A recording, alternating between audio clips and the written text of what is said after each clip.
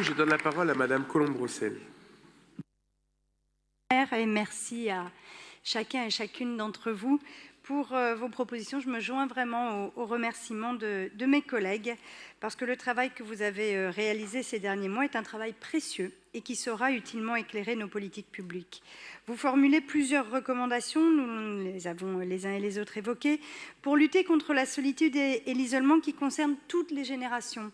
Ça peut être des jeunes, ça peut être des étudiants, ça peut être des personnes âgées, ça peut être des familles monoparentales. C'est un sujet qui revient beaucoup quand on discute avec les parents solos.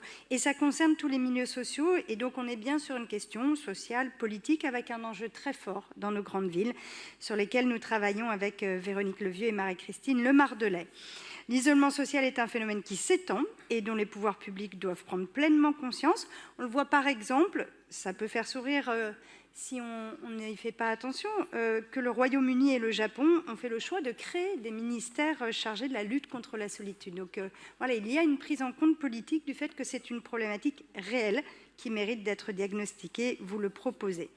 Vous le savez, vous l'écrivez, il y a déjà des dispositifs dans notre ville pour favoriser les relations sociales, colocation intergénérationnelle, Paris en compagnie, mais les rues aux écoles aussi, les rues piétonnisées, c'est des rues qui favorisent les rencontres et nous pouvons aller plus loin grâce à la grande enquête que vous souhaitez mener.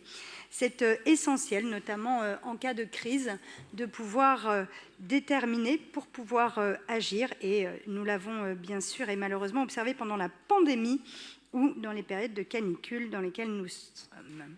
Alors merci à vous de nous aider dans cette démarche et nous veillerons à la mise en œuvre de ces mesures pour faire de Paris une ville toujours plus solidaire, une ville où on prend soin des autres, une ville où l'autre n'est pas un inconnu qui inquiète, mais une opportunité de rencontre, une ville où la vie de quartier est une réalité, bref, une ville où il fait bon vivre. Merci à chacun et chacune d'entre vous, que vous soyez à la tribune ou encore dans les coulisses derrière.